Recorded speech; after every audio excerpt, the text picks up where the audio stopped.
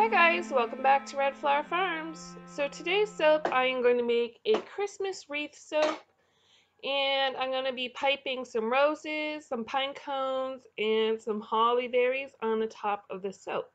The base of this soap is going to have 3 tones of green, dark, medium, and light.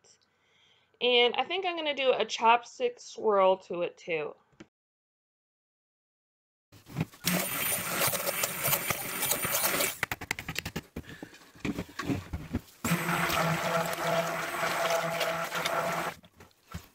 The fragrance I'm using is from Whole Supplies Plus, and it's called Christmas Wreath. The description of the fragrance oil says it has notes of fir, pine needles, and oranges. It smells really good, kind of like a fresh Christmas tree.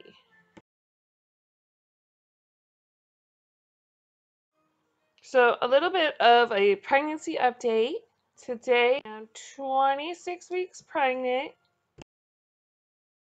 Last week I went to the doctors and the baby got an echocardiogram and everything looks great. She is weighing about 2 pounds now, which is big for her, but I always grow big babies, so I wasn't surprised.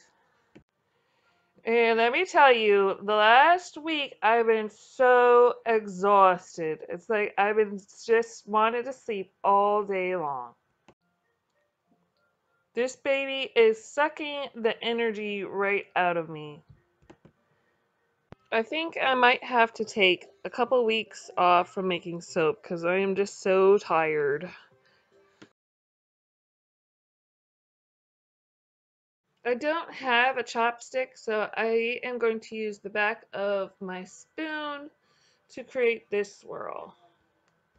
You're not going to see the swirl from the front of the soap after I pipe on it, but you'll see it from the back, and after you use it, then the swirl will come out. And just for fun, I'm going to do a figure 8 on the top with a toothpick.